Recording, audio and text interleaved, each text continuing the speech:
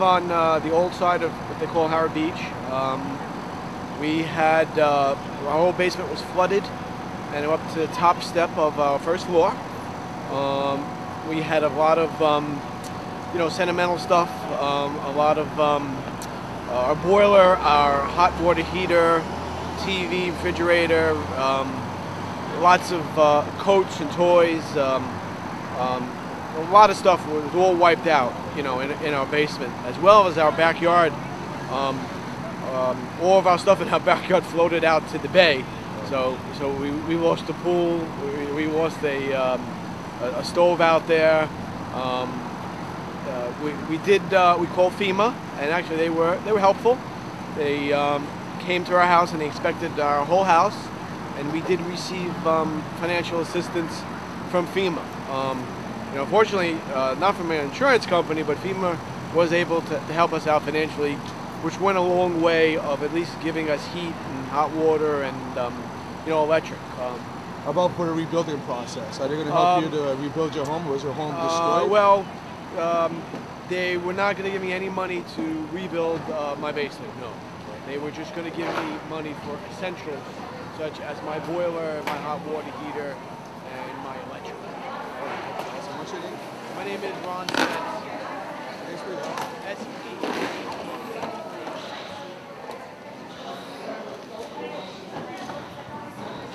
And then I gotta go get the kids from school.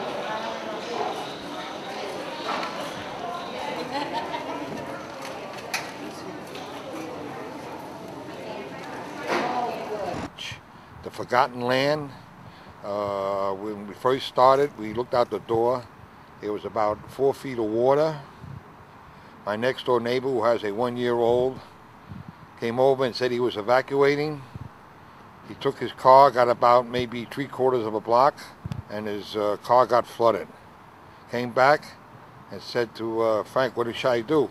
I said, "Well, get in my car and we'll try to evacuate." We tried to evacuate, and the car started floating. So we had to abandon the car. I said to the mother, "Let me hold the baby."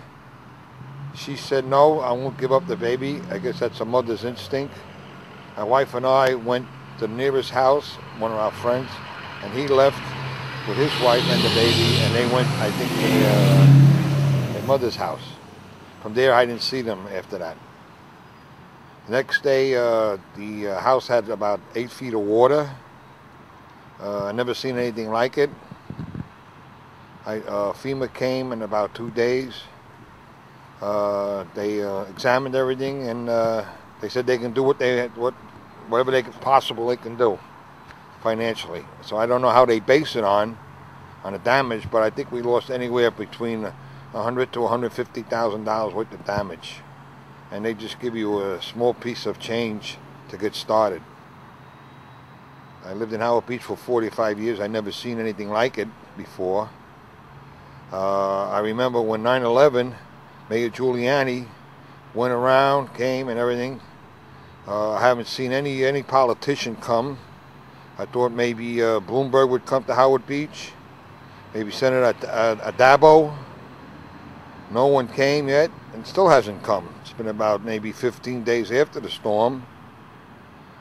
These people want you to go out and vote, and yet when it comes to a crisis like this, they don't show up.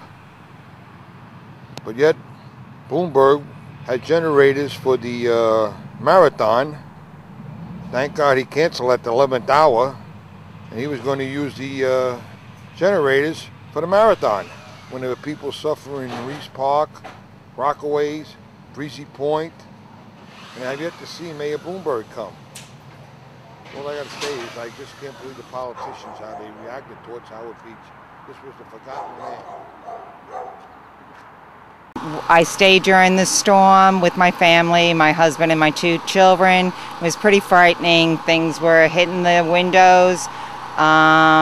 The water came under the door, then up through the vents. It was very fast. The house was shaking and moving. The kids were screaming. I lost 2 cars. I had 3 feet of water on the first floor.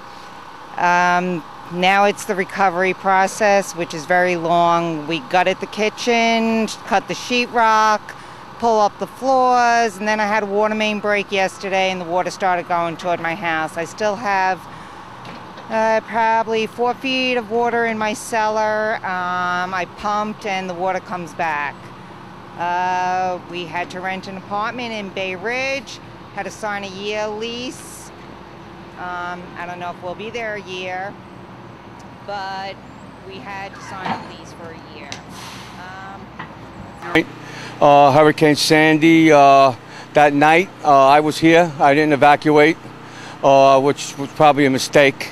About 5:30 in the evening, the water started to come in pretty slow. I went down my basement to start up my pumps, and then all of a sudden, within a couple of minutes, the water came in like a tsunami, like a big tidal wave. So I had to leave my house. My daughter was with me. She's 27 years old. We had to go across our back lane to a neighbor's house. We actually had to swim across, and the water was rushing down the lane and almost pulled me under. We stayed in my neighbor's house up on the second floor of her house because I only live on a one-story house. We rode out the storm. My daughter was very scared. I was too, but try not to let her know that.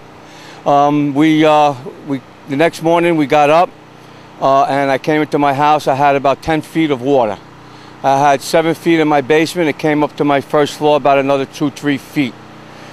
The whole house is destroyed, flood damage, and it's a very sad situation. I live in a beautiful place, Breezy Point. I live here about 18 years. My wife lives here about 30. We're going to rebuild. You know, we're definitely going to try and rebuild. There's going to be certain changes we're going to have to make, but we will rebuild. We're not going to leave this place. As far as the recovery effort, I feel like they've done a great job here. The volunteers, the firemen, the police, the Army, the Navy, the Coast Guard, National Guard, everybody's been great. I've had 10, 15 firemen in my house at a time just helping me. What do you need? Food-wise, you could get anything. You could get supplies. You could get anything you need. Gloves, socks, clothes. It's been fantastic. You know, it's 15 days later. I'm still trying to get my house in order. It's a big job. The basement's still taking on water every day. I pump it out, but it comes back. But I feel fortunate. I think that, you know, this was a lesson learned with a storm like this. But I'm just glad that I survived it, and I think that, you know, Breezy Point's a resilient area, and people will definitely rebuild here. So that's my story.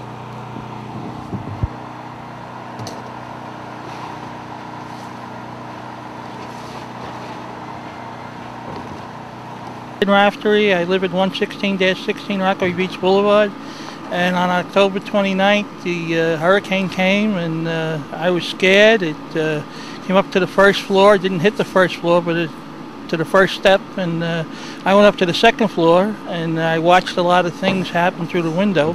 Cars floating, wood floating, trash flowing with the river of water, and you know, it's a horrific feeling to be in a house surrounded by water and not know if you're going to make it out of it.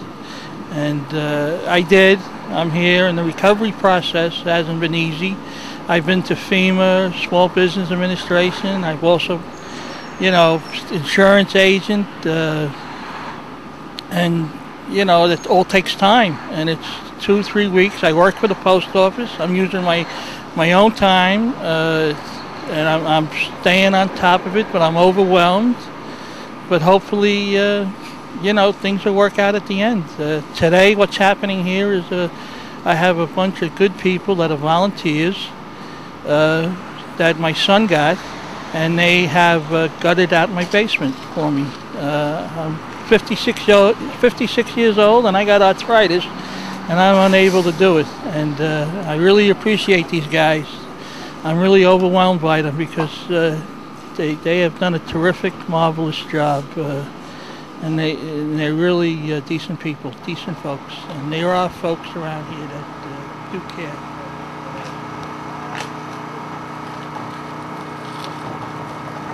Executive Director of Habitat for Humanity of Westchester. I've been here for 11 days straight, and we've helped over 225 homes, gutting, deconstruction, with about 2,300 volunteers. By Saturday, the end of the day Saturday, we'll probably have 5,000 volunteers, and that number will double in terms of homes. This is a catastrophic disaster. I'm proud that Habitat of Westchester has come, hit the ground running. We need the donations. We did a FEMA disaster in 2007 in Mamaroneck, so I knew what to do.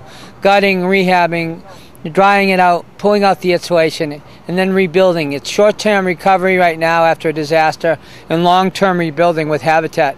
And so you can find this on habitatwc.org. You can email relief@habitatwc.org. And tonight, be glad that you have a roof over your head and hot water and electricity.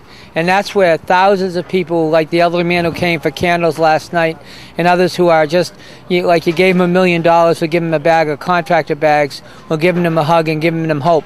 That's what we're here for. habitatwc.org. We need your donations. We need your love and your prayers.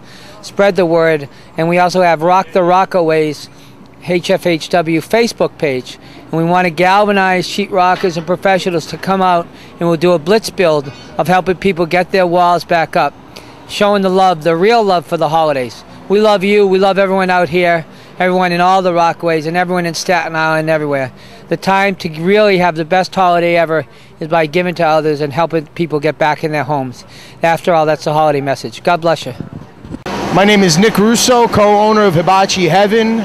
Myself and numerous other trucks have been acquiesced by the mayor's office, Time Warner Cable, Chase Bank, to come into affected areas and help feed people that need some help, need some food, have no hot water, have nothing to eat, and we're happy to do it. We're all pulling together to really make this as livable for these people as possible.